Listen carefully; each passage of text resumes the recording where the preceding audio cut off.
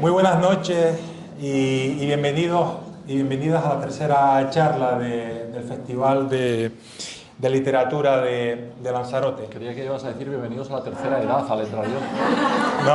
No. Por cierto, gracias por recordar porque veo las luces apagadas, Manu. Si no te importa encender los dos focos, uno tiene que estar pendiente de muchas cosas, esa es una.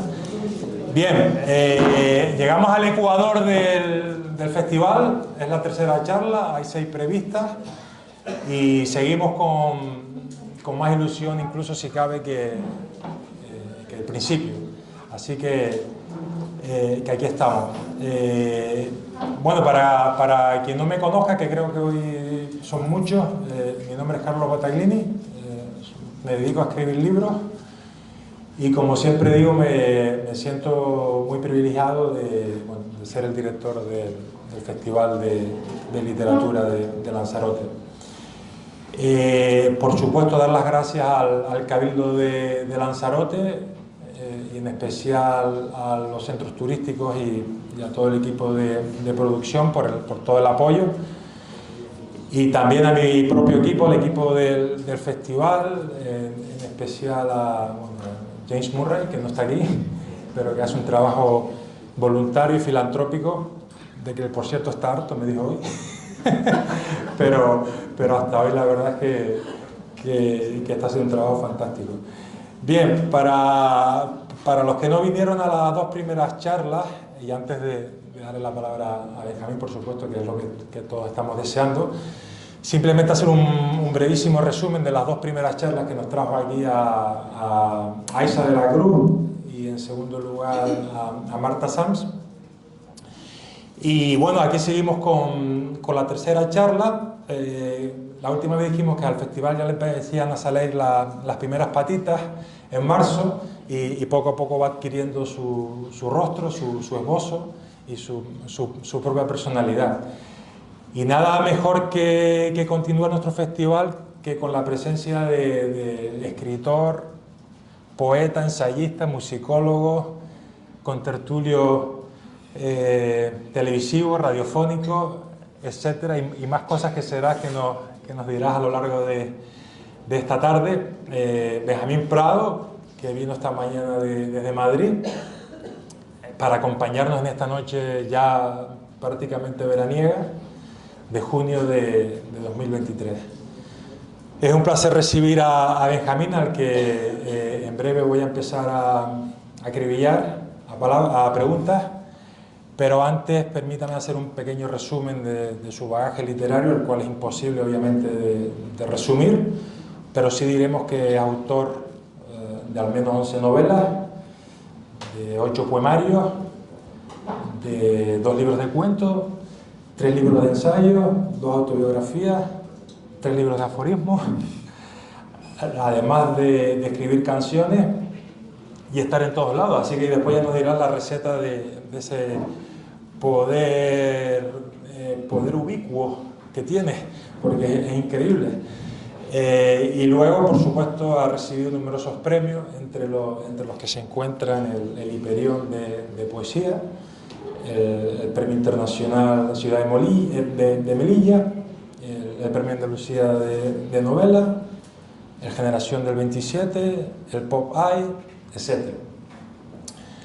Bueno, y dicho esto y sin más preámbulos, le damos la bienvenida a Benjamín. ¿Qué tal? ¿Qué tal está? ¿Se puede estar mal en este lugar? Muy bien. Difícil, ¿no? Es muy difícil. Bueno, vamos a empezar a preguntarte. La gente que ha venido a las 2 primeras charlas ya sabe que aquí seguimos un formato un poco clásico basado en Joaquín Soler Navarro y su programa A Fondo de los finales de los años 70, principios de los 80, con preguntas muy no solo literarias, sino también un poco de la vida y de... Estás empezando a asustarme. No, ya te había avisado. Ya te había avisado. Bueno. Ya te había avisado. Entonces, nos interesan los orígenes de Benjamín, que hoy, por cierto, me contó en el almuerzo que tiene orígenes de Galicia y el micro, bueno, sé que eres fan del Athletic de Bilbao, bueno, ahora nos cuentas un poco todo eso. Pero nos gustaría que empezase, por favor, que nos hablase un poco de tu infancia, de tus padres, de tu familia y cómo va empezando tu amor por la literatura. Bueno, buenas tardes a todas y a todas primero y gracias por traerme. Mi amor por la literatura empezó al margen de mi familia, donde no había ningún amor por la literatura, nadie se dedicaba a nada de esto. En mi casa había exactamente 2 libros, los 2 únicos libros que tenía mi padre, que eran Peter Pan, de James Barrie, y Rebeca, de Daphne du Maurier. Y seguramente de ahí viene parte de mi afición por las novelas de aventuras y por las novelas de miedo, que es lo que es Rebeca, ¿verdad? Mi abuelo era ferroviario y entonces mi familia era una familia que se movía, no como ahora que la gente es de Badajoz toda la vida, sino que era una familia que se movía. Pues mi abuelo era de Ferrol, en Galicia, Prado es un apellido gallego, y lo destinaron a Palencia, y en Palencia conocí a mi abuela. Luego lo destinaron a Valladolid, que en Valladolid nació mi madre, y luego lo destinaron a Madrid, y en Madrid nací yo. Y al paso del tren pues se fue formando la familia. Tradición literaria ninguna en absoluto. Pero yo tengo la teoría de que la gente nacemos con ciertas querencias, por lo menos yo tengo ahora como soy un descerebrado, tengo unos mellizos de 8 años a estas alturas, ¿no? Y con los mellizos, niños nacidos a la vez, en el mismo momento, en situación idéntica una a la del otro, te das cuenta de que hay rasgos de carácter, ángulos de la naturaleza de las personas, maneras de ser, cosas que te van a caracterizar después a lo largo de tu vida seguramente, que no hay prueba de ADN que pueda medir. No hay máquina capaz de medir todo eso. Y luego algunas cosas se corregirán, se cambiarán, se educarán, se transformarán, pero nacemos siendo de una manera, en cierto sentido, y es más, yo diría que conviene... ¿No se oye? Sí, se oye, que me hace un poquito más. No, me acaban de decir que se oye bien. Sí. Por detrás no se oye. Oyen todos bien, menos ¿Qué hay que hacer? ¿Acercarse, alejarse del micro? Hay una historia de un tipo que va al médico y dice: doctor, es que me toco en la mejilla y me duele, pero es que me toco en el mentón y me duele también, y me toco en la rodilla y me duele, y dice: va usted a tener roto el dedo. Bueno, estaba diciendo que yo creo que conviene mucho intentar descubrir en los niños cuáles son sus capacidades, esas capacidades con las que probablemente nacen, que son muy misteriosas, que son las que hacen que tú estés en la escuela y de pronto entre todos los niños de clase hay uno a uno que pintan muy bien. Y tú le miras a la mesa y dices: ¿qué tiene este tío en la mano? ¿Por qué él sabe pintar y yo no? Bueno, porque tiene de fábrica viene con un talento. Ojalá adivináramos siempre los talentos que tenemos cada uno para fomentarlos a lo largo de la vida. Si yo tengo la teoría de que si el 90% de la gente trabajase en algo que le gusta, no habría ni guerras. Probablemente, ¿no? De la insatisfacción salen cosas muy malas. Claro, pero no nos has dicho cuál fue tu primer esbozo literario, una primera llamada. Yo lo único que he tenido es suerte en la vida y a lo mejor la astucia de aprovechar esa suerte. Cuando yo he tenido profesores y maestros.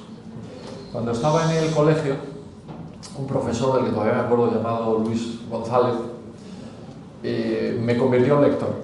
Entró en clase y se puso a estudiar, se puso a explicar, me acuerdo como si lo estuviera viendo hoy, a Garcilaso de la Vega, y lo hizo con una pasión, con unas ganas, ¿no? con una capacidad de transmitirte su entusiasmo, que yo empecé a leer y no he parado, porque lo que llevo haciendo toda la vida es leer, leer y leer. Y después tuve la suerte de tener en el instituto ya otro profesor que me convirtió en escritor. Porque él, por eso decía antes lo de fomentar un poco aquellos talentos que puedan no tener, o aquellas vocaciones. De vocación a equivocación hay tan pocas letras de diferencia, ¿verdad? Este profesor vio en mí algo, no sé por qué, no sé qué exactamente, y me dijo: ¿tú eres poeta? Yo dije: este señor está completamente loco. Me dijo: sí. vete a una librería y cómprate los dos mejores libros de la poesía española moderna, que son Sobre los ángeles de Rafael Alberti y Poeta en Nueva York de Federico García Lorca. Esto digamos que era un martes. Me fui a la única librería en Las Rozas entonces, que es donde yo vivía y sigo viviendo. Era un pueblo muy pequeñito, ¿no? Tenía una sola librería, papelería. Ahora ha evolucionado, ya no tiene ninguna librería ni papelería ni ninguna otra clase. Y compré un ejemplar de Sobre los ángeles de Rafael Alberti, que tenía en realidad 3 libros. Cuando Rafael volvió a España, como su obra había estado prohibida por el funeralísimo, como le llamaba él, mucha gracia, reunieron en la editorial Seis Barral sus libros de 3 en 3 con una portada que pintaba siempre Antoni Tàpies. Y ese tenía Sobre los ángeles, otro que se llama Sermones y moradas, que era un libro muy importante de Alberti y que él tenía el rencor de que ese libro lo había escrito a la vez que Sobre los ángeles, y Sobre los ángeles lo había devorado, digamos, ¿no? Desde el principio la fama de Sobre los ángeles, saludado como obra maestra, pues ocultó Sermones y moradas. Y entonces Rafael le tenía un poco de manía Sobre los ángeles. Cuando alguien le hablaba de Sobre los ángeles, decía, sí, bueno, pero yo he escrito más de 45 libros, los más populares y comprometidos, y no sé qué, ¿no? Bueno, yo el martes me voy a la librería de mi amiga Aida, le compro ese volumen que tenía Sobre los ángeles, Sermones y moradas, y otro libro que se llama Yo era un tonto y lo que he visto me ha hecho 2 tontos, que es un verso, por cierto, de La hija del aire del Calderón, de la que acabé haciendo yo una versión para el Teatro Nacional. Después la vida está hecha de círculos, ¿verdad? Fui a mi casa, me leí Sobre los ángeles y me voló la cabeza. Me pareció una cosa extraña, ¿no? Nunca había pensado que poniendo una palabra detrás de otra se pudiera crear un efecto semejante al que me causó a mí ese libro. El viernes de esa semana, después de comer, mi padre me mandó subir al bar de la esquina a comprar una barra de helado que se le había encaprichado. Mi padre era asturiano y por lo tanto se le encaprichaba de algo de comer todo el rato. Y subí a ese bar que estaba a 40 metros de mi casa y ahí estaba sentado Rafael Alberti. Por eso te digo que la vida está hecha también de actos de fortuna. Rafael Alberti lo conocía todo el mundo, era como un futbolista hoy en día, con su pelo blanco, su camisa hawaiana, esa pinta de astrónomo y mago que tenía. Y yo me acerqué a él, compré el helado, lo vi allí y le dije, pero usted es Rafael Alberti. Cosa que él ya sabía, por cierto, ¿no? Y claro, él era un poco desconfiado porque era un tipo que había sido, también no sabía, decía, yo nunca sé si la gente viene a pedirme un autógrafo o darme una bofetada, ¿no? Y me dijo, sí. Digo, no, yo es que he leído su libro Sobre los ángeles. Entonces él se puso un poco mal y me dijo, ay, ¿qué te ha parecido? Y yo, con toda la arrogancia maravillosa de los 17 años, le dije, no está mal. Digo, pero a mí el que me ha gustado es el otro. Dice, ¿qué otro? Digo, uno que se llama Sermones y moradas. Entonces el tipo me miró y me dijo, ¿y tú cuántos años tienes? 17, dice, bueno, es igual, te invito a un gin tonic. Y así es como me inicié en la bebida. Bueno, te iniciaste en la bebida e iniciaste una relación con uno de los poetas más importantes de habla castellana. Sí. Y sin duda, bueno, se puede considerar el encuentro con Alberti un punto de inflexión, ¿no? No solo en tu vida, sino en lo que iba a ser después pues imagínate, ¿no? Tu recorrido, un punto de explosión, yo diría, ¿no? Porque Rafael era una persona absolutamente deliciosa, era un tipo divertidísimo. Claro, yo tenía 17 años, él tenía 70 y no sé cuántos, y la gente me decía, ¿cómo puedes ser amigo de este tipo con la diferencia de edad que hay? Y yo siempre decía, tienes razón, es mucho más joven el que yo. Por todas las razones que no puede explicar la documentación que lleva en una cartera, por su capacidad de celebración, por su capacidad de disfrute, por su manera de ver belleza en todo aquello que se le cruzaba por el camino, era un tipo verdaderamente joven. Y además era una biblioteca ambulante, porque sabía de memoria toda la poesía española, desde las Jarchas hasta Antonio Machado, Rubén Darío, era una cosa increíble, ¿no? Era un personaje mitológico casi, parecía un tipo recortado de un libro y echado a andar por ahí por las calles, ¿no? Era un mito literario, era un miembro de la generación del 27, era un mito político, el Partido Comunista, era un mito de la transición. Acuérdate de la famosa foto cuando él vuelve después de 38 años y dice, me fui con el puño cerrado y vuelvo con la mano abierta, ¿no? Y era un tipo que tenía una fe tan grande en la poesía, que yo lo he contado mil veces, pero lo cuento otra. Yo le vi utilizar la poesía incluso como fe de vida. Una vez, mira, esto tiene gracia porque ahora que lo pienso, porque nos fuimos a una verbena. Yo soy muy supersticioso, soy terriblemente, soy lo más gitano con lo que te has cruzado en tu vida. Mi amigo Antonio Carmona me dice, primo, ¿qué gitano eres tú? ¿No? Digo, pues si me lo dices tú, no te quiero contar, ¿no? Y fuimos a la verbena que hacían en el diario El País, entonces, ahí por las ventas. Y en la verbena del diario El País había un tipo, cuyo nombre no voy a mencionar, porque trae mala suerte. O se decía que traía mala suerte. Ese tipo ha tenido un cierto renacimiento en los últimos tiempos, porque ha encabezado una moción de censura. Y entramos allí, inmediatamente vino a saludar. Y Rafael Alberti le dio la mano y yo dije, uy, quita. Y me quité. Salimos de allí, nos paramos en un semáforo de la Gran Vía y vino un tío por detrás y nos arrolló. No nos mató porque hay una sensación, lo mismo que contaba de los mellizos, también somos animales intuitivos también. Bueno, básicamente somos animales y luego además algunos somos intuitivos. Y por la misma razón que tú vas por la calle, notas que te están mirando, te giras y efectivamente hay alguien mirándote en el piso 7 de una casa y no sabes con qué ojo lo has visto, con qué antena lo has registrado. Yo noté que nos iban a matar y entonces vi venir una bala hacia nosotros y quité el freno de mano, porque si lo dejo el freno de mano puesto nos entra por un lado y sale por otro, ¿no? Pero sí que vi que Alberti, el pobre, con el impacto se iba primero hacia atrás, luego hacia adelante, rompía el parabrisas de un cabezazo y caía al suelo del coche y empezaba a extenderse una mancha de sangre por sus pantalones. Y yo pensé, cago en mi vida, pero yo quería pasar a la historia de la literatura, pero no así, como el asesino de Alberti. Bueno, el coche se quedó atorado, no abrían las puertas, empezaron a abrirse ambulancias, llegaron unos tipos, intentaron abrir, no podían, llamaron a los bomberos, vinieron los bomberos a intentar abrir con unas palancas y Alberti en el suelo y la sangre que se seguía extendiendo por la pierna. Y cuando estamos allí en esa situación, ambulancias y demás, levanta así la cabeza del tío y dice, Benjamino, nos han matado, estamos muertos. Y no te preocupes, Rafael, no estamos muertos porque estamos hablando. Y él dijo una cosa genial, dijo, eso no demuestra nada. Digo, no, mira, que hay unos tipos aquí abriendo la puerta y en medio de eso, os lo juro, dice el tipo, bueno,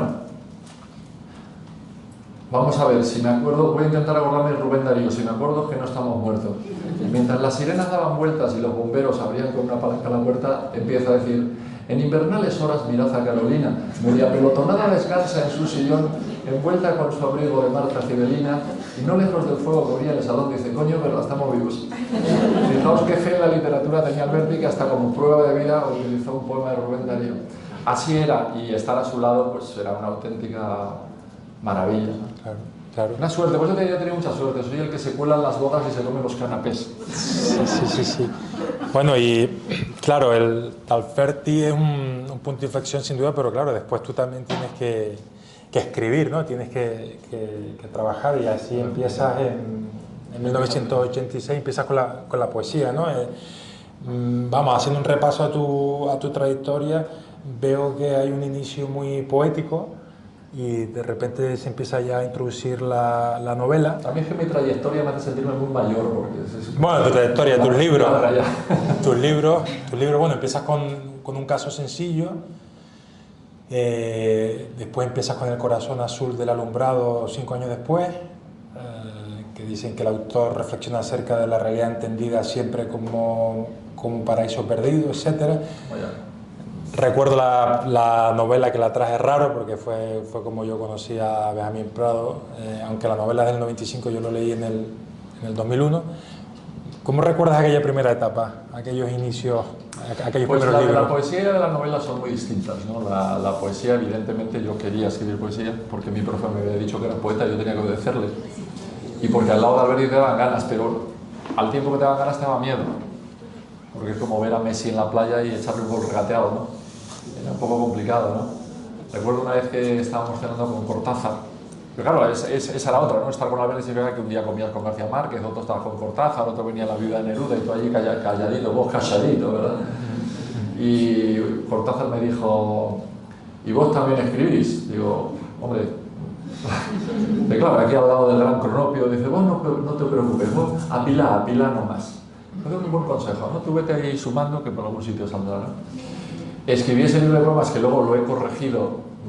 Yo corrijo muchos, el correctivo de poemas hago muchas trampas. Todos están, en fin, tengo la gran fortuna de que se vayan saliendo ediciones y tal, y entonces en todas corrijo algo. Y ese primer libro está corregido absolutamente entero. Pero yo quería ser poeta y escribí poesía y he seguido escribiendo poesía. Acabo de publicar un libro de poesía nuevo ahora mismo, después de 8 años trabajando en él, por cierto. Novela yo no había pensado escribir en mi vida. Yo quería escribir teatro como tú. Eso es lo que quería decir, poesía y teatro. Pero un día estaba en Diario 16 trabajando y apareció el editor de esa editorial, Plaza y Janes. Y me dijo, digo, ¿con quién vienes a hablar? Y dice, contigo. Digo, ¿por qué? Porque te quiero hacer una propuesta. Digo, ¿qué propuesta? Quiero que escribas una novela para nosotros.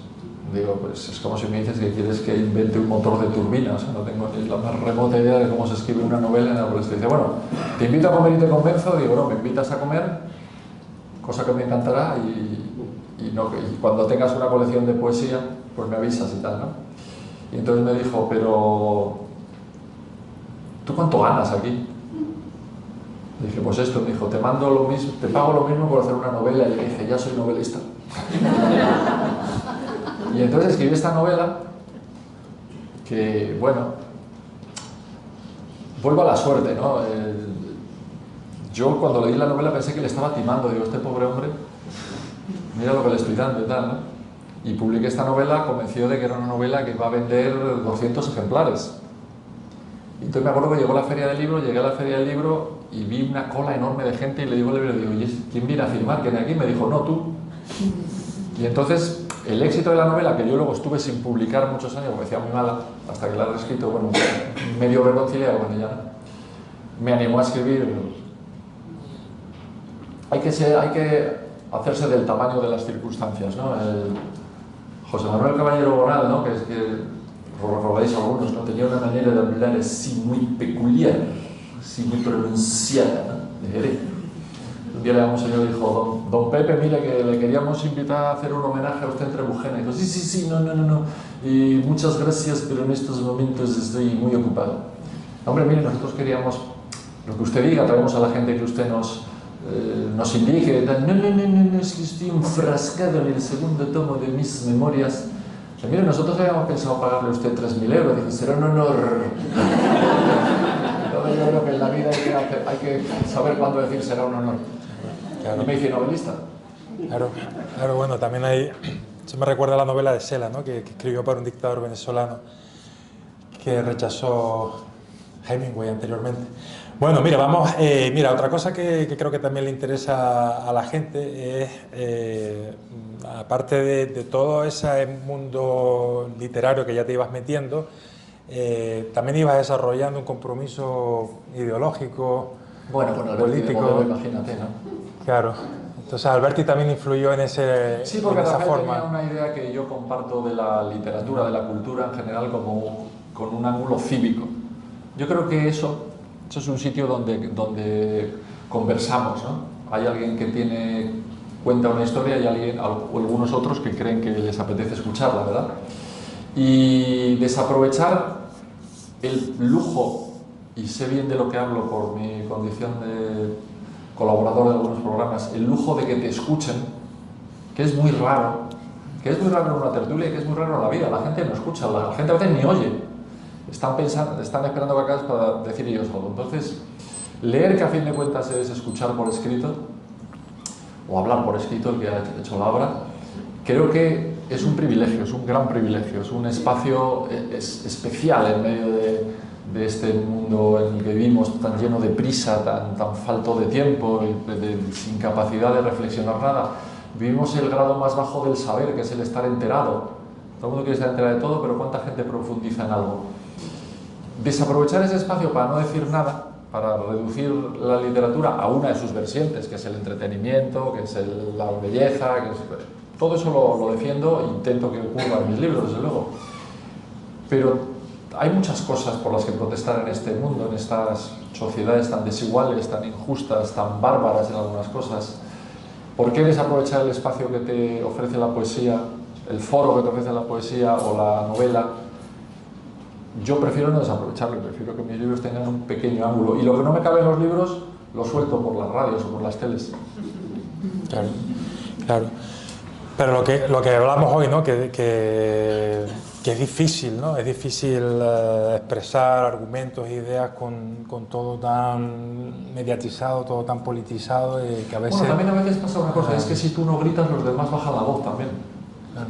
Porque hay mucha gente que pide silencio a gritos y es un contrasentido bastante notable, ¿no? Yo recuerdo que Rafael, que era un señor con carné del Partido Comunista en el bolsillo, Rafael siempre me decía: niño, tú no seas nunca sectario, pues te vas a perder la mitad de cada cosa. Y además uno aprende mucho de la gente que no piensa como tú, de la gente que piensa como tú ya más o menos te lo sabe porque coincides. Tú escucha a la gente que piensa de otra manera y aprenderás cosas. Y yo me acuerdo de Rafael, porque yo hablo mucho con Alberto, y yo, lo mismo que hablo con mi madre y con Ángel González, yo desconfío mucho de la gente que no habla con sus muertos, no me fío, no son de fiar. La gente que piensa que haberse muerto ya significa que has desaparecido, no me interesa nada, ¿no? Yo me acuerdo muchas veces y pienso: ¿qué diría Rafael ahora? ¿O cómo reaccionaría Rafael a eso? O si yo le dijera tal, ¿qué me diría? Y hablamos mucho y me da buenos consejos. ¿Con Almudena Grande ya habla? Sí, con Almudena Grande la tengo al lado, porque Almudena era como mi hermana, ¿no? Era una persona muy cercana, muy de la familia, y la echamos de menos pues en todos los sitios que caracterizaban la vida de Almudena. En Rota, yo Almudena, fíjate que la veo más en Rota que en Madrid. Allí ella reinaba con sus comidas, sus cenas y su espumadera con la que nos echó un día a Sabina y a mí de su patio, porque para provocarla estábamos metiéndonos con Cervantes. Estaba Joaquín diciendo: las novelitas esas intercaladas no te crean, no digo, tienes todo. Y yo vi a Almudena, así rezongando ahí en la cocina. Digo, tienes razón, yo sinceramente creo que tanto Cervantes como el Quijote están muy sobrevalorados, y salió Almudena y dijo: a tomar por culo de aquí. Y iba armada con una espumadera, así que huimos. Menos mal que no se metieron con Galdós, ¿no? No, con Galdós, se hubiese puesto... de meterse con Galdós de la novela. Claro, eso también bueno, ahora que has nombrado a Sabina, también una parte importante de tu vida es la música, ¿no? Y yo creo que en especial... Hombre, tengo una hija que se llama Dylan. Se llama Dylan. Por eso, y además está muy reflejada en tus novelas. Bueno, mira esta portada sin ir más lejos. ¿Qué nos cuentas también de tu afición al pop, al rock and roll? Pues que está ahí de toda la vida también. Está ahí de toda la vida. Y además yo soy un aficionado a la música de cuando la gente escuchábamos no canciones como ahora, sino discos enteros, y nos enterábamos de quién era el productor, quién era el bajista y quién era no sé quién, ¿no? Y era un momento en que tampoco había tanto dinero como ahora, ni tantas posibilidades, de manera que te comprabas un disco y lo quemabas hasta que el disco desaparecía prácticamente, ¿no? Y estaba ahí, y yo recuerdo miles de conversaciones con amigos sobre el disco de no sé quién, la canción de no sé cuál, empezar a tocar un poquito, tocar la guitarra, hacer alguna cosa en los garajes y tal. Y yo siempre he escrito con música, siempre tengo música en los oídos cuando escribo. Intento buscar música que me ayude a lo que estoy haciendo, ¿no? Que me dé el clima, digamos. Claro. Y digamos de eso a actuar, como hago por ahí por diferentes sitios con bandas de rock y tal, que he hecho muchas veces, ¿no? Y sigo haciendo.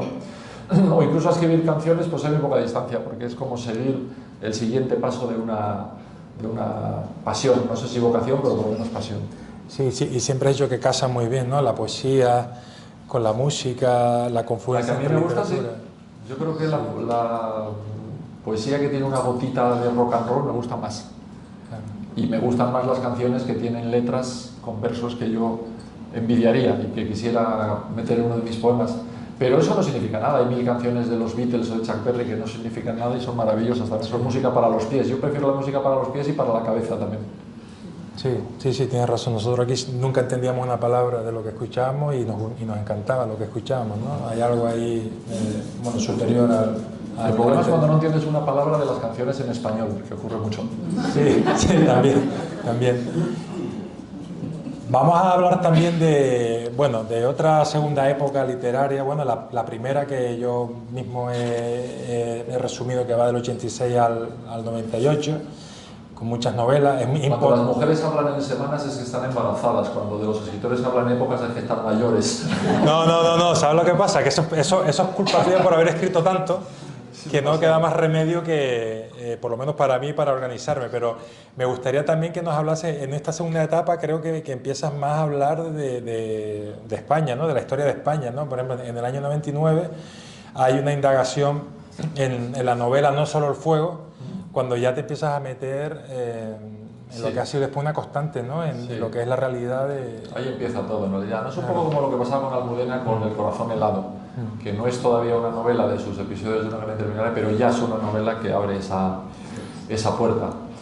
Sí, fíjate que yo tengo... Bueno, yo estoy haciendo la serie de Juan Urbano, que desde el principio dije que iban a ser 10 novelas. Voy por 6, estoy escribiendo la 7ª. Y bueno, la gente me pregunta por qué... Que esta es la última, por cierto, Dos Reyes. Sí, luego te preguntaré. La gente me dice, ¿por qué 10? Digo, porque Álvaro estaba haciendo una de 6. Y es el único que yo creo que la puedo ganar. Ni en número de lectores ni en talento, pero sí en número de libros, ¿no? Y tengo la teoría de que las novelas mejor no tener que ir a buscar el tema de una novela, sino que el tema esté ahí, ¿no? O sea, no me imagino yo sentarme así y decir, a ver, y ahora la próxima, ¿sobre qué? A mí me gusta escribir sobre temas que te obsesionan, que estaban ahí, que en su momento te preocuparon, no sabes muy bien por qué, ¿no? Yo qué sé, a mí siempre se me quedó en la cabeza grabado el asunto de la Marcha Verde, ya que has mencionado esa novela. Y sí, toda aquella gente yendo hacia las posiciones españolas, en el Ayun, en no sé qué y tal. Y el día que fui a presentar la novela anterior, que se llama Todo lo carga el diablo, a Ceuta, que es un sitio que me encanta, por cierto, el director de la Biblioteca Pública de Ceuta, que era el que me había invitado, me contó la historia de los 2 intentos de golpe de Estado contra Hassan II. Que es como empieza el libro. Que es como empieza el libro. Y me cuenta cómo Hassan II, llegan 1400 cadetes de la escuela militar de Ajermumu al palacio de Esgirat, cerca de Rabat. Entran allí a sangre y fuego, pegando tiros, se cargan a 100 y pico personas y hieren a otras tantas. Y cuando está todo aquello ya dominado, a 3 de ellos le dicen, os vais a matar a Hassan II y vosotros 3 os vais a matar a sus hijos. Hay que extinguir la monarquía a la agüita. Y se van a matar a Hassan II y todo el mundo ve cómo pasan los 3 soldados con Hassan II encañonado, a través de los que estaban en el suelo arrodillados con las manos en la nuca, para ejecutarlo en un lugar apartado.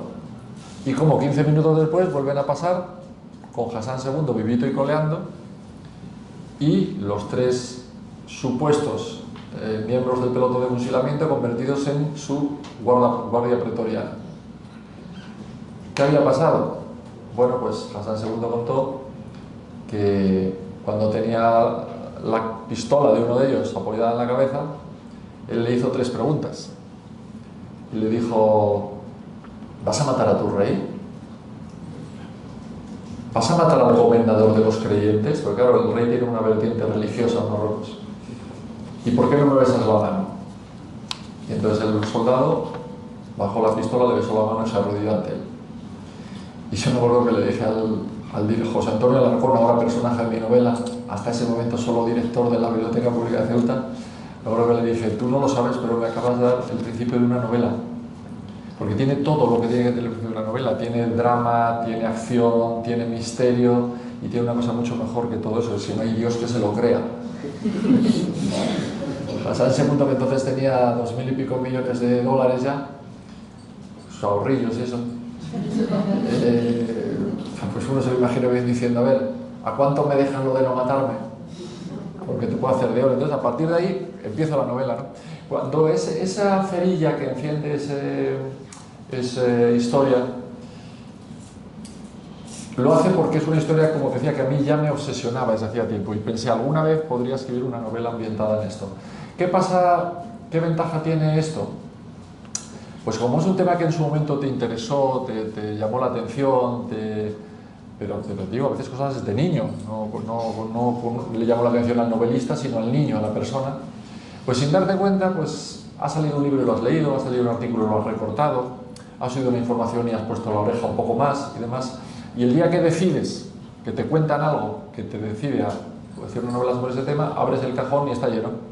Vas a ir echando cosas sin darte cuenta, pero que tiene sus ventajas. Claro, además la historia del Sáhara tiene ahí, bueno, un recorrido inmenso y... Porque las novelas salen de las preguntas, no de las respuestas. Bueno, yo creo que la literatura en general, ¿no? Y entonces te vas haciendo una serie de preguntas. Yo me hice algunas preguntas, por ejemplo, ¿por qué nosotros decimos el Sáhara, como acabas de decir tú, y vemos un desierto? Y los marroquíes lo llaman el río de oro. ¿Qué hay en el Sáhara para que ellos vean un río de oro? Bueno, yo sabía que en el Sáhara había grandes bancos de pesca, en el Ayun y demás. Sabía que en el Sáhara había muchos fosfatos, sin los que nada ni nadie existiríamos, uno de los principales exportadores mundiales de fosfatos. Pero no sabía nada, por ejemplo, del negocio de la arena. No sabía cómo esos grandes barcos cargueros que salen de las costas marroquíes y vienen a las Canarias, por ejemplo, para inventarse la playa de las Teresitas, o van a algunos puertos de Andalucía y demás, son un negocio de muchísimos ceros a la derecha, porque claro, la arena al final se utiliza para la construcción. Si no hay arena no hay construcción, no hay cemento. La arena se utiliza para los móviles, el silicio, acordaos, Silicon Valley, ¿no? El Valle del Silicio, no el de la silicona como algunos se creen, ¿no? Silicona la usamos para otras cosas. Silicona más al sur. Sí, eso es. California, ¿no? Sí. Para muchos cosméticos y sobre todo para la regeneración o invento de playas que en países que viven del turismo como el nuestro pues son muy importantes, ¿no? De hecho yo la novela la quería titular Los traficantes de arena. Y mi editora me dijo, suena a título de novela de hace 20 años mala y que vendió poco. Digo, vete a me gustaba ese título. Y le puse Los dos reyes. Dos reyes. Bueno, que había con un título que dijera, pero esos no, los otros. Sí. Bueno, yo creo que es el momento también de que la gente, nos queda todavía un ratillo, pero que la gente aproveche la oportunidad y pregunte a Benjamín o comente cualquier aspecto que quiera resaltar. Es el momento. Yo sé que al principio cuesta, pero después se suele la gente enrolar, como hicimos aquí. Así que el que quiera decir algo, o si no saco a alguien a la pizarra, que es cuando yo me siento profesor en estos momentos, cuando me miran como los alumnos cuando estaban... Tú voluntaria, ¿no? Sí, sí. Y al final siempre cojo a mi hermano y digo, pues pregunta tú. Pregunta tú. Bueno, una pregunta, que alguien pregunte algo, por favor. Domingo Ortega. A José María. Mira, José María me dijo antes, sí, que leyó un libro tuyo que es el de Mala gente que camina, ¿no? No, perdón, el zurdo, el del zurdo. Nunca des la mano a un pistolero zurdo. Nunca des la mano a un pistolero zurdo. Finales de los 90. Claro. Lo leí porque me llamó la atención el título, sinceramente no... Pero porque no era mío, te llamó la atención, es una frase de la película Johnny Guitar, de Nicolas Ray. Investigué y venía por ahí. Se lo dice Sterling Hayden a John Crawford. Nunca le des la mano a un pistolero zurdo. Mis mejores títulos son robados. Jamás saldré vivo de este mundo. Es un título de una canción de Hank Williams, el cantante country, que es por cierto para mí el primer gran letrista de la historia de la música moderna. Mala gente que camina, no se lo puse yo, se lo puso Sabina, de hecho, me lo propuso él el título. Asuntos personales también. O sea que los buenos títulos siempre son de otro. Bueno, ya que nombras a Sabina, seguro que hay gente que tiene curiosidad. ¿Cuándo conoces a Sabina y cómo recuerdas ese día? Pues igual que Alberti en un bar. Sí. Cosa que veo que no sorprende, ¿no? En un bar, lo mismo. En un bar que había en Madrid, creo que sigue habiendo, que se llama Rincón del Arte Nuevo, que está en el viaducto, ahí donde íbamos a ver a la gente suicidarse, como quien dice, ¿no? Se tiraba la gente ayer, una cosa tremenda, ¿no? Y en ese bar cantaba gente así, muy, en fin, un poco conocida, que se estaba empezando a abrir un poco espacio. Y un día debía ser, nosotros naturalmente nunca hacíamos ni caso, estábamos en la barra de entrada bebiendo. Había un cantante que se llamaba Juan Antonio Muriel, que siempre cantaba 2 o 3 canciones y a la cuarta decía, ¿se oye bien por ahí atrás? Sí, decía, aquí a vosotros también se os oye muy bien. Cantaba un poco de silencio. Y un día apareció Joaquín, que yo no hacía de nada, y se puso ya a cantar 2 canciones y yo estaba tomando unas... ¿De qué año estamos hablando? Estamos hablando de antes del microondas, pero no sé exactamente de qué año, no sé, pues... La Mandrágora y todo eso. Hace 41 años, creo que Joaquín, ¿no? Pues sería 80 y tantos, ¿no? 82 quizás, ¿no? 82. La Mandrágora, Alberto Pérez, 83. todo eso. No, pero yo en la Mandrágora no estuve nunca. No, pero digo que fue Sí, más o menos posterior por esa a época, ¿no? Y yo creo que le estaba haciendo, porque ya me acuerdo que cantó Pongamos que hablo de Madrid, que hay en Melancolía. O sea que estaba haciendo ese disco ya, ¿no? Y yo estaba tomando una copa con unos amigos y dije, a ver, calla. Yo voy a ir a escuchar a ese tío, eso me está molando. Y me fui a escucharlo y hasta hoy. Los bares. Los bares. ¿Y qué fuiste? ¿Te acercaste a él y le dijiste, oye, me gusta esa canción? Sí, no sé exactamente. Nos dimos un cigarro, vete tú a saber, no sé exactamente cómo fue, ¿no? Pero sí que nos hicimos amigos muy pronto. Yo también me he hecho muchos amigos por afinidades literarias. Claro. Porque yo recuerdo, por ejemplo, con Joaquín, que Joaquín es un estafador, no es un cantante. Yo sé porque no le gusta cantar.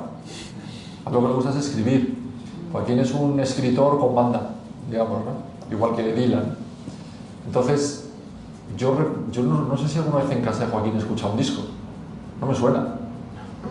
Lo que sí he estado es mirando primeras ediciones, hablando de la poesía de no sé quién, comentando un libro de no sé cuál, eso sí. Y entonces, pues, recuerdo que nos puso al momento precisamente a Alberti. Ya le gustaba muchísimo. Joaquín se sabe no sé cuántos poemas de memoria de Alberti, cosa que yo. ¿No? Bueno, y Dylan, también has nombrado a Dylan. Veo que tú entonces estás a favor de darle el Nobel de Literatura. Pero ¿cómo que si estoy a favor? Es que creo que eso lo tenían que haber dado antes. Y a Leonard Cohen también. Sí. Yo creo que es un... Cuando le dieron el Nobel... Una polémica. ¿No? Porque... Sí, pero también había una polémica en Bilbao porque iban a hacer el Guggenheim, ¿no? Entonces, bueno, polémicas hay de todas partes por todo, ¿no? Pero cuando le dieron el Nobel, yo como soy el dilaniano oficial del reino, ese día me acuerdo que yo tenía que ir a hacer una cosa a Almería. Y cogí un avioncito, me fui a Almería, y cuando aterricé puse el avión otra vez, el coche, el teléfono en marcha, y tenía unos, no sé, 70 mensajes. Lo primero que hice fue lo que hacemos todos los padres del mundo, asustarme. ¿Qué ha pasado? No eran 70 mensajes de todas las radios y teles de España para preguntarme sobre Dylan, ¿no?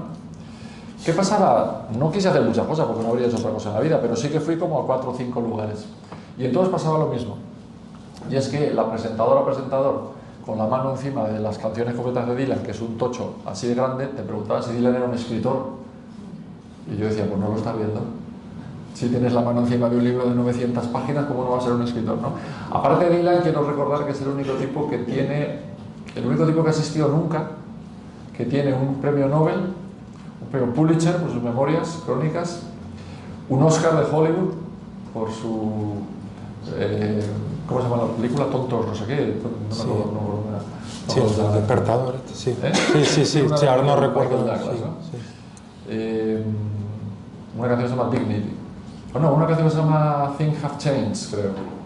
Sí. Y no sé cuántos Grammys, o sea que no ha existido otro ser en la Tierra que tenga Nobel, Oscar, Pulitzer, etc. Sí. Y siempre escribiendo. El otro día lo estuve viendo en Madrid y a sus 82 años pues recita más de lo que canta, pero a mí me pareció maravilloso. Sí.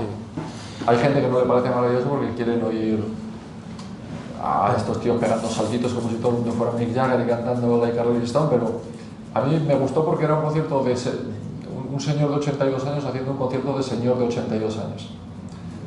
Sí. Yo si Dylan sale ahí y se sienta a leer el ABC, pago la entrada también. La gente muy disconforme, se queja mucho a veces, ¿no? Sí, menos en las redes sociales nada. Fui a ver, no, las redes todo bueno. Me acuerdo una vez que fui a ver a Michael Jackson en el estadio Vicente Calderón, o Bernabéu, no me acuerdo de los dos era. Y el concierto era alucinante, Michael Jackson bailaba que te morías, cantaba que te morías, era fantástico, y al final del concierto se quedaban allí tocando unos redobles, se veía que los rodeaban una gente, le ponían en la espalda unas bombonas de oxígeno como los hijos de Menor, se levantaba volando, daba 2 vueltas y se iba volando. Y el tío que está a mi lado dice, joder, qué mal hecho está, cómo se nota que no es él. Digo, será hijo puta.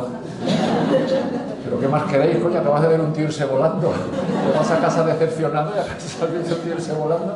Te vas a satisfacer a la gente, es complicado también. No, bueno, si te pones a satisfacer a la gente no acabas nunca. Bueno, a mí mira, ya una de las preguntas también que te gusta, o sea, que me gustaría hacerte es también el género de los aforismos, ¿no? Veo que lo practicas mucho también. Aforismo que, vamos, es casi como una frase así, ¿por qué? El aforismo no se sabe lo que es. No se sabe si pertenece a la poesía, al pensamiento, a la filosofía, a la narración, no lo sé. Yo el primer libro de aforismo que publiqué se llamaba Pura Lógica. En realidad no lo escribí yo. Ese libro, un chico de estos, porque ahí, cuando eres muy jovencito piensas, alguna vez alguien hará una tesis sobre mí. Cuando hacen tesis sobre ti los quieres matar porque son muy chapas. Te preguntan muchas cosas y a muchas no las sabes. Y entonces un chaval que había hecho la tesis y no sé qué, y quería publicar cosas, entonces quiso publicar una antología de poemas míos. Y yo no me gustan las antologías de poemas, nunca quiero publicar antologías de poemas. En España nunca, fuera no ha habido más remedio, pero en España me he negado siempre a publicarlas porque tampoco me gustan los discos de grandes éxitos. O sea, yo cojo los discos de grandes éxitos de los Beatles y no hay ninguna de mis canciones favoritas. Y me fastidia mucho que otro elija por mí qué es lo que me va a gustar y qué es lo que no. De manera que digo, no, una antología no quiero. Pues no sé qué, no, eso tampoco. Y un día me dice, oye, ¿y si busco, porque tú tienes muchos aforismos, eres muy sentencioso en tus novelas, en no sé qué, incluso a veces en entrevistas, no sé qué, si reúno unos aforismos y hago una edición de eso, digo, eso no me parece mal, digo, te voy a poner una condición, versos no. Sacar un verso así de un poema y ponerlo suelto, por alguna razón me inquietaba. Digo, y a cambio de lo que te quito, si quieres te dejo, yo tengo por ahí cuadernitos donde voy apuntando ideas, cosas, y te los dejo y los haces. Entonces publicó ese libro que se llama Pura Lógica. Yo entonces no tenía ni internet, ni tenía nada que Dios se le pareciera, ¿no? Pero empezó a decir gente, oye, es que está internet lleno de frases tuyas. Digo, ¿pero dónde? En Twitter. Digo, ¿qué es Twitter? Es una cosa que la gente pone llena, ¿no? Y entonces cuando vi que efectivamente la cosa tenía aceptación, pues dije, será un honor. Entonces los siguientes dos libros así los escribí yo. Claro. A ver si termino. Te voy a reunirlos ahora Sí. porque dije que iban a ser 4. Yo es que necesito decir, van a ser 10 novelas, van a ser 4 aforismos, van a ser 3, no sé qué, si no hago nada nunca, ¿no? Me voy a tomar cañas y tan gustito, ¿no? Y igual lo que hago el año que viene es reunir los 3 publicados con uno nuevo. Me quito el problema en medio ya. Bueno, pues lo estaremos esperando. También practicas la autobiografía, el ensayo. Tienes un ensayo dedicado a Carmen Laforet. La autobiografía más bien la biografía, ¿no? La biografía la biografía, perdón, sí. No, biografía en el libro, por ejemplo, Carmen Laforet. sobre Alberti, que se llamaba A la sombra del ángel, Sí. siempre... Sí, biografía quería decir, de sí. alguna manera también hay un poco de autobiografía en todo eso. Sí. Yo creo que hay que luchar contra esa idea, otra de las ideas perversas de estos tiempos, que es que solo importa la novedad, solo importa lo que acaba de aparecer.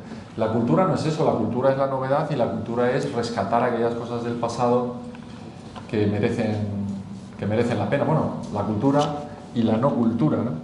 Vamos, en este mundo de bestias donde la gente le hace lo que le hace a las personas mayores, por ejemplo, ¿no? O sea, todas las civilizaciones que merecen la pena ser llamadas así, los respetaban a sus mayores, los consideraban la fuente de la sabiduría, de la experiencia. Y ahora viene una pandemia y los tarados estos dicen, está muriendo gente pero muy mayor, ¿eh? Como si ya entonces careciera de importancia. Y yo sé que es mentira, porque yo a mi madre la echo de menos todos los días. Daría cualquier cosa por tenerla un ratito más allá al lado, ¿no? Entonces ese tipo de bestialidad ocurre también con la cultura. La gente solo cree que la cultura, y yo peleo mucho, porque como colaboro en muchos programas de radio, de tele, recomendando libros y tal, siempre digo, oye, déjame que recomiende libros, reediciones, libros que se publicaron hace 10 años y ahora vuelven a salir si merecen la pena, porque no podemos vivir eternamente de la novedad, que a veces mola y a veces no tanto, ¿no? Claro. No, y además que suele haber una selección de un 3% por generación, ¿no? Claro. Que todo lo demás se evapora, si ¿no? tiramos el acueducto de Segovia, que estamos mayor, y hacemos el Corte Inglés. Pero la cultura, Claro. no es eso, la cultura es conservar lo que merece la pena del pasado y avanzar hacia el futuro con lo que también Claro, merece la pena. efectivamente. Bueno, vamos a ir ya finalizando la charla. Voy a otra vez a abrir el turno de... La gente me mira asustada, tío, ¿no? Pero si la gente que pregunte, que haga algún tipo de cuestión, de argumentación, Acabo de ver por ahí a alguien que se acaba de despertar, quizás. Sí, hemos visto un conato de mano alzada. Una vez llegó García Márquez a hacer una lectura de un cuento a la Casa de América en Madrid.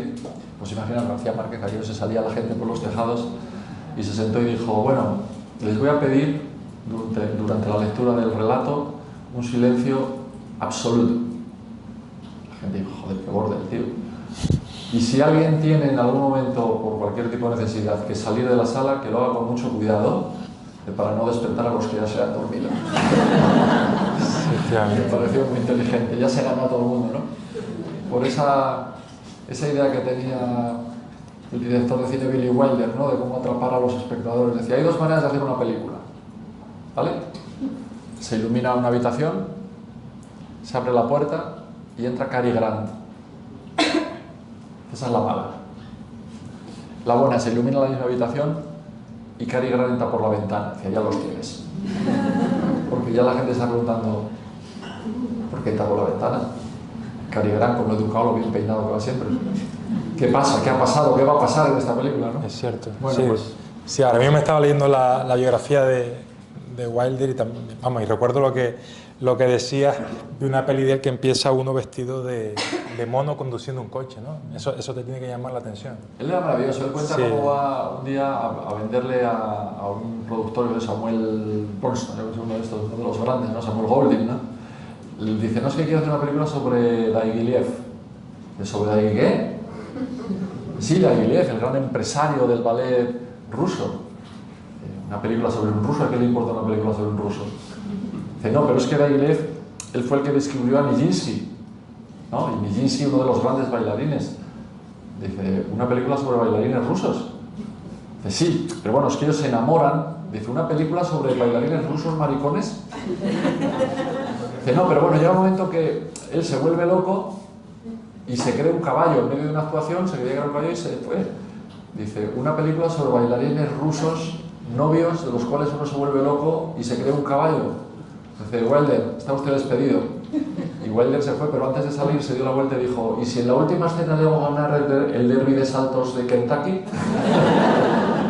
Final feliz, es lo que quedó Hollywood. Sí, bueno, está claro que al final con esa fórmula triunfó. Bueno, yo creo que hemos ya cubierto prácticamente una hora de charla, que es cuando... Podéis abrir la puerta ya que salgan. Sí, estabais cerrados, ¿no? Sí. Creo que hemos hecho un... Bueno... Ah, mira, ya hay una pregunta. Muchas gracias. Buenas tardes. Hola, buenas tardes. En silencio, voy a romper el hielo. Me declaro virgen de la lectura del señor Prado, soy recién llegado a Sudamérica. Pero me asalta una duda. Usted ha abordado varios géneros. El abordaje de géneros, ¿de qué barco se considera realmente usted propietario o nacido? ¿Del género poético, del género narrativo, del género de ensayo? ¿Y cuál usted considera que le ha costado más el abordaje? Mi segunda pregunta es respecto a la literatura sudamericana o latinoamericana, más bien. ¿Cuál es su perspectiva de la literatura latinoamericana y cuánto ha influido en usted? Bueno, empezando por lo último, tanto como influyó en todos los aspirantes a escritores de mi generación, que somos los que sufrimos en el impacto brutal del boom, del famoso boom. Yo recuerdo haberme leído todo el boom latinoamericano un verano. Entonces yo era un chico feliz e indocumentado, como dice García Márquez. Mi madre me hacía la comida y yo me sentaba a leer en el jardín de casa. Y recuerdo haberme leído todas las novelas de García Márquez una detrás de otra, todos los libros de Cortázar uno detrás de otro, todos los libros de Vargas Llosa uno detrás de otro, seguidos, y sin poder salir de ahí. Era una cosa deslumbrante. Luego hubo un momento en que nos gustó mucho leer a los autores españoles de la generación de los 50. Ana María Matute, a Juan Marsé, a Carmen Martín Gaite, a Juan García Hortelano, algunos un poquito mayores, Luis Martín Santos y demás, ¿no? Carmen Laforet, por supuesto.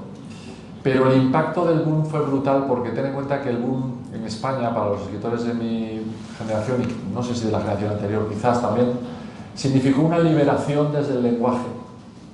En España, la España de la dictadura tenía una manera de escribir muy encorsetada también, ten en cuenta que aquí hubo censura durante muchos años, y lo que supuso leer de pronto a Cortázar, o leer a Rabastos, fue una experiencia desde el lenguaje de liberación auténtica, ¿no? Aprendimos que eso que creemos los españoles, de que el español es solamente un idioma que se habla aquí, no son muchos idiomas que se hablan de manera muy distinta y con palabras muy diferentes y con mucha fuerza en muchos otros lugares. Eso que Carlos Fuentes llamó con mucha astucia el territorio de la Mancha. Me parece una definición muy inteligente, como casi todo lo que decía Carlos. O sea que el impacto absolutamente bestial, y en la poesía ni te cuento. Seguramente mi poeta favorito es Neruda. Creo que Neruda es un poeta inabordable, ¿no? Porque es el poeta más ambicioso de la historia de la literatura. Y además es ambicioso desde lo pequeño, porque Neruda tiene sus libros de odas elementales, por ejemplo, donde no le hace poemas, son 3 libros de odas elementales y otras odas elementales sueltas en los versos del Capitán. Neruda no le hace un poema, ya se los había hecho, al atardecer, a la luna, a la patria, le hace un poema a la cebolla, le hace un poema a los calcetines, le hace un poema a las tijeras. Pero claro, a la cebolla le llama redonda rosa de agua y ya no vuelven a saber igual las ensaladas. A los calcetines les llama liebres suaves, o a las tijeras les llama pájaro, ríos amarrados, pájaro que vuela por las peluquerías. Y cambia completamente la visión que tú tenías de lo que eran unas tijeras. Visión íntima, evidentemente no vas a estar en casa diciendo, cariño, pásame ese pájaro que vuela por las peluquerías, pero íntimamente tú sabes que había algo dentro de las tijeras que hacía falta ser Neruda para descubrirlo. Poeta absolutamente descomunal. Y sobre los géneros, no tengo la más remota idea de qué contestarte, no lo sé. Yo siempre escribo a partir de una idea que creo que merece la pena desarrollar, y siempre me llega la idea con el género. No tengo una razón para eso, no sé por qué cuando se me ocurre algo no dudo si va a ser un relato o va a ser parte de una novela o va a ser un verso. Sé que viene el sombrero con la sombrerera ya, pero no sabría explicártelo, ¿no? Las cosas inexplicables al final son las que más nos caracterizan, ¿no? Si lo piensas.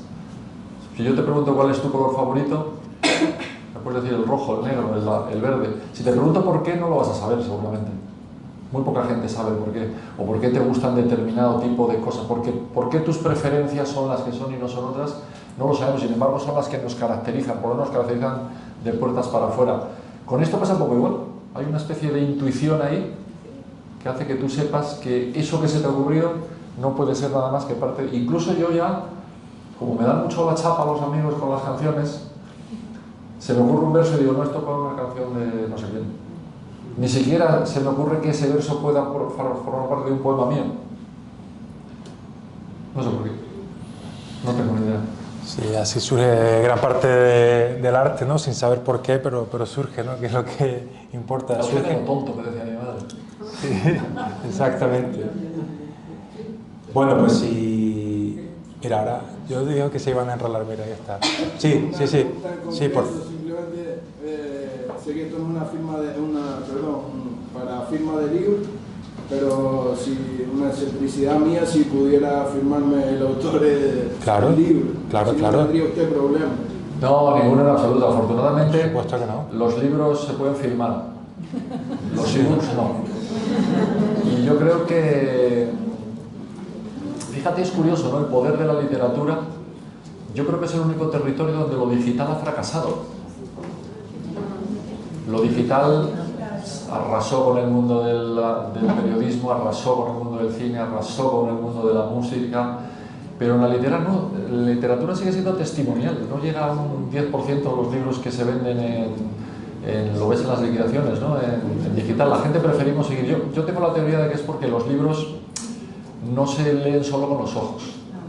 Los libros se tocan, se huelen, se oyen, están vivos. Son parte del paisaje. Yo cuando la gente viene a que le firme libros, siempre pienso lo mismo, ¿no?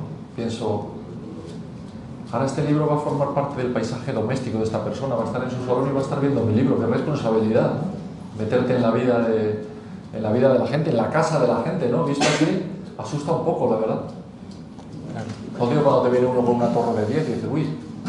Sí. ¿Hay otra pregunta? A mí me gustaría saber si encuentras alguna diferencia entre, a la hora de escribir una poesía o una canción, hay diferencias pero también hay similitudes.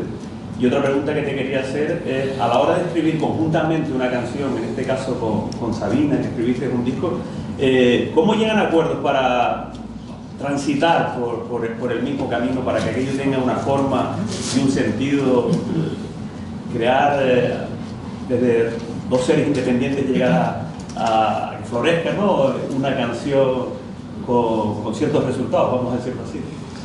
Tiene que haber mucha complicidad entre dos personas que escriben juntas, porque si no es imposible. Y tiene que haber al mismo tiempo una cosa y la contraria, que es mucho respeto y una falta de respeto absoluto. Mucho respeto para saber con quién estás. En mi caso, he escrito canciones con otra gente y escribo canciones con otra gente, pero sobre todo con él, a mí no se me olvida quién es, ni que es seguramente, en mi opinión, junto con José Alfredo Jiménez, el mejor autor de letras en este idioma. No se me olvida. Pero si le tengo que decir este verso es una mierda y por ahí no paso, se lo digo. Seguramente por eso lo hacemos, porque tenemos mucha confianza y nos peleamos mucho, ¿eh? Nos peleamos, discutimos, nos peleamos a muerte, nos enfadamos, ¿no? Un día estamos teniendo una discusión terrible, pero nunca nos hemos peleado por un royalty, ni por un derecho de autor, ni por si tu nombre va antes que el mío, sino por un adjetivo. Y un día estábamos a punto de matarnos y apareció por allí Leiva, que era el productor de los dos discos últimos que hemos hecho, y dijo, chicos, ¿no podríamos llegar a algún tipo de acuerdo? Joaquín lo miró y dijo, pero tú eres tonto, chaval, no ves que estamos a punto de darnos de hostias, ¿qué acuerdo ni qué nada? ¿No? Pues así son las cosas, ¿no? También hace falta haber tenido lecturas, en fin, parecidas, héroes parecidos, y que la poesía que uno escribe sea un... Yo creo que cuando escribes una cosa con otra persona, la clave es que lo que sale no sea ni suyo ni tuyo, sino del tercer hombre. Que sea una cosa que ni habría hecho él solo, ni habría hecho yo solo, y que tiene una mezcla de los dos que tampoco es exactamente igual que lo que hace cualquiera de los dos por separado, ¿no? Entonces, yo creo que esa es la clave, ¿no? Y remar mucho a favor de obra, ¿no? Es decir, que todo el mundo tenga claro que por mucho que te pelees, por mucho que te grites, por mucho que te tal, lo que quieres es que la canción sea un poquito mejor, ¿no? Luego también las canciones no solamente tienen sus propios códigos con respecto a la poesía, cosas elementales, tienen que tener un estribillo y la poesía que no, tienen que rimar y la poesía no necesariamente. Yo creo que a las canciones les va bien un cierto grado de cursilería a veces, ¿no? Que yo no me permitiría nunca, pero una canción sí. Las canciones tienen que ir, bueno, no voy a decir directas a donde segunda Sabina, pero vamos, directas. Y luego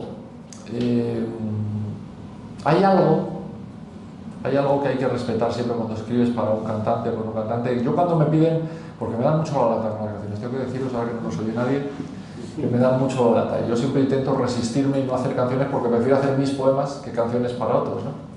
Pero cuando ya no tengo más remedio que hacer uno o lo que sea, siempre digo, mira, no voy a hacer una canción para ti, voy a hacer una canción tuya, que no es lo mismo, de manera que ya está alargando, cuenta.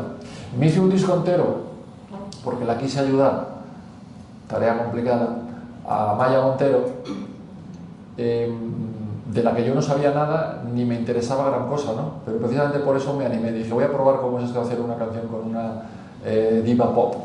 Una diva pop con piano de cola blanco en el salón, tal cual. Y lo que hice fue durante muchos meses de psicólogo, más que otra cosa. O sea, cuéntame de qué quieres hablar, que no sé qué, ¿por qué te da miedo hablar de esto? Pues si te da miedo es una razón estupenda para hacerlo. Y fuimos buscando, y hicimos un disco que a mí me gusta mucho, se llamaba Nacidos para Querer. Así que, bueno, pues hay que hablar, ¿no? Hay que intentar entenderse. Y luego una última cosa ya, que es que tienes que entender que al final el que está subido ahí arriba cantándolo se tiene que sentir absolutamente identificado con lo que canta y tiene derecho a veto. Si una cosa que a mí me gusta mucho literariamente, luego cantada no funciona, pues entonces hay que cambiarla, evidentemente. Sí. Claro. Y luego, pues para un poeta es una experiencia muy rara, muy bonita, porque tú entras en un estadio, ves a 25.000 o 30.000 personas cantando una cosa que escribiste todavía en pijama en la cocina de tu casa, y es una cosa que no suele pasarnos a los poetas, ¿no? Entonces me parece que también es una cosa que yo les debo a mis amigos cantantes. Claro. Ya escribirás el próximo himno del Athletic de Bilbao, ¿no? El que no voy a escribir es el del Atlético de Madrid. El día que Joaquín escribió un himno del Atlético de Madrid, que aquello era demencial, qué manera de perder, qué manera de palmar, no sé qué decía. Sí. Me acuerdo que nos lo puso a Luisito García Montero y a mí. Y yo soy todavía más prudente, pero Luis no lo es nada. A mí me parece así, pero no. Y le dijo Luis, dijo Joaquín, esto demuestra dos cosas, que no entienden nada ni de fútbol ni de himnos. Y lo mató. Sí. Bueno, Benjamín Prado me confesó hoy que es del Athletic de Bilbao, por eso no se puede descartar que en un momento dado el himno del Athletic de Bilbao lleve su firma. Bueno, yo creo que ahora sí ya llevamos un tiempo suficiente como para dar finalizada la charla. Creo que dentro de las posibilidades de este formato hemos dado un repaso exhaustivo a la vida, obra, ideas y pensamiento de Benjamín Prado. Ha sido un auténtico gustazo. Queremos darle las gracias y, por supuesto, dedicarte este aplauso.